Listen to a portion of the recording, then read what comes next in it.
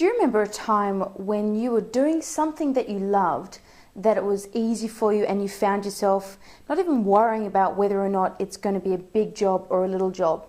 It's almost like it was designed for you.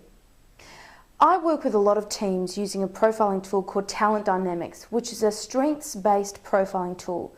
And it's about helping you understand what are your natural strengths and then figuring out how can you have your job and the accountabilities that wrap around that really align to you.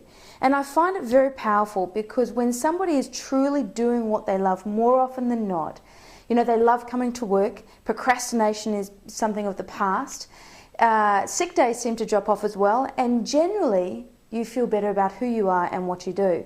And it's almost like being a round peg in a round hole.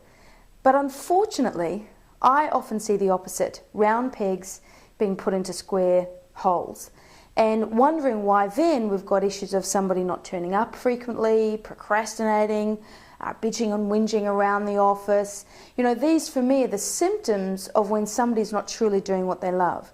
Now, that doesn't mean it becomes an excuse as to why you can't achieve certain things or do certain elements of your job. But I do find the more and more that we align teams and their accountabilities more to their natural strengths, they trust each other more, and they leverage each other's strengths much quicker.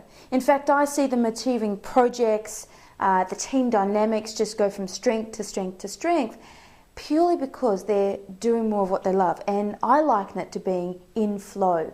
Now, in flow for me is that synergy where, again, you're not pulling out your hair going, gosh, I just don't want to do this.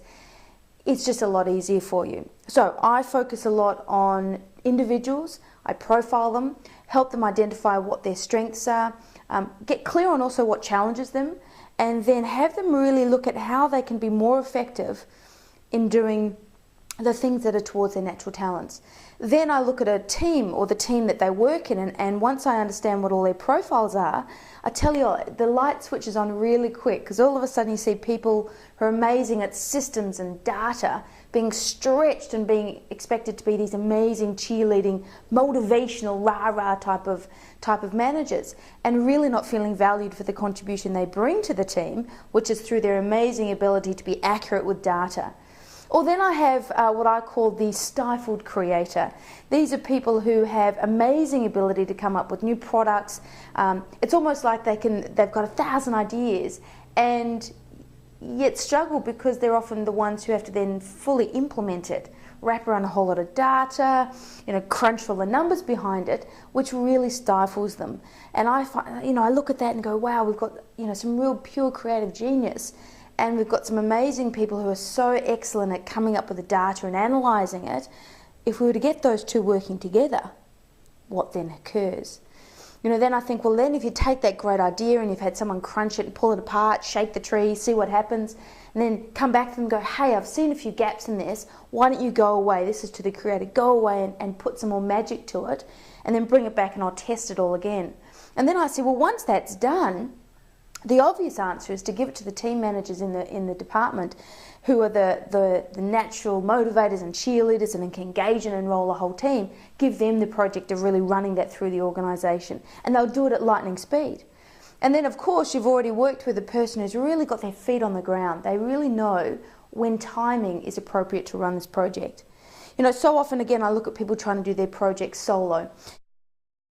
They first of all have to come up with a great idea, then they've got to think, wow, who am I going to hand this to, or who's going to help me do this? Then they're looking, sheesh, I don't know when's a good time to do this. And then finally they're getting stuck on, well, how are we going to systematise this? So I think, well, rather than doing that, stretching resources and causing more stress in the organisation, what about helping divvy up certain parts of that project and using the natural strengths within your team? Now, obviously, if you're on your own, it's about who else do you need to bring into your team. But when I go into large corporates, they've got large amounts of resources. But often they're trying to get, again, everyone to do the same job because that's what the job entails. Rather than actually going, well, hang on, let's think about doing something different. And because everyone will bring their own value and contribution to that organisation, and then it's about how do we leverage that more effectively.